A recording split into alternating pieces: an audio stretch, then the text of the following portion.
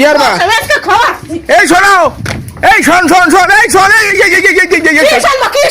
কি শুনবা কোন নিয়ে আসছে গোস্ত কোনে নিয়ে আসছে মানে ঠিক পাচ্ছ না কিছু তুমি কিছু ঠিক মানে এত গরমে বসে রাঁধতেছি আমি খেতে পারবো না আমার শ্বশুরে দিতে পারবো তোমাতে একা রাঁধতেছি তুমি নিয়ে আসো তাই সব তোমারে দিতে হবে তাই না তো পরে বেশি নিয়ে আসলি সেদিনকার দিস কেন কেন পরে বেশি নিয়ে আসো সেদিন কেন দেবো পাঁচটা ভাই বোনি তোমরা তাই না তাই যার পাঁচটা ভাই বোনি তোমরা ছিলে শামকে মা বাপ কইলা যে তোর আড়িতে বাদ দেয় তোর জন্য বাড়িতে আড়িতে বাদ না তাকে একটুকুন একটা আড়িতে সবার জন্য বাদ হইলো আজকে মা বাপ বুড়ো হয়ে গেছে তাই মা বাপের জন্য বাদ নাই তোমাকে আড়িতে তাই তাই করিস তুমি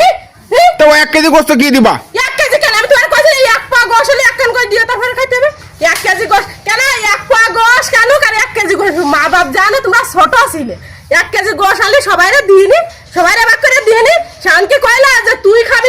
খাবি না আমরা খাবো শান সব মিলে মিশে বসে সবাইরে ভাগযোগ করে দিল আর আজকে মা বাপ বুড়ো হয়ে গেছে তাই কি আজকে মা বাপরে 1 কেজি গোশ দেওয়া যাবে না 1 কেজিতে গোশ দেওয়া যাবে না মানে তাই করেছে তুমি বড়টা হইলা কিছু বাতাসে তোমার একটা পেটের তো পরিবার পালালে